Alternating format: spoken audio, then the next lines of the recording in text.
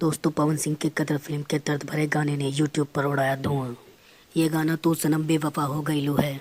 इस गाने ने यूट्यूब पर करोड़ों व्यूज लिए हैं और इसमें पावर स्टार एक बिखरे आशिक की तरह दिख रहे हैं। गाने को 5 साल पहले वेब म्यूजिक भोजपुरी पर रिलीज किया गया था और दोस्तों अब इसने 100 मिलियन व्यूज का आंकड़ा पार कर लिया है। ये बहुत मजेदार की बात है।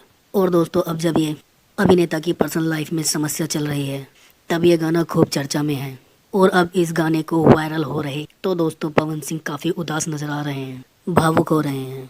दरअसल पवन सिंह का ये गाना सुपरहिट भोजपुरी फिल्म गदर का है, जिसमें उनके साथ पवित्र पुनिया और मोनालिसा, निधि झा, सुम्बी शर्मा नजर आई थी। तो सनम बेवफा हो गई लू हो के वीडियो को देखकर आपकी आंखें भी भर आएंगी। गाने में प्यार में धोखा खाने के बाद पवन सिंह बेहद दुखी दिखते हैं और शराब की लत के शिकार हो जाते हैं।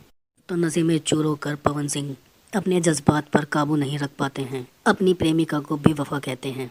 इस गाने के लिरिक्स विनय बिहारी ने लिखे हैं। इसका संगीत ओम झा ने दिया है।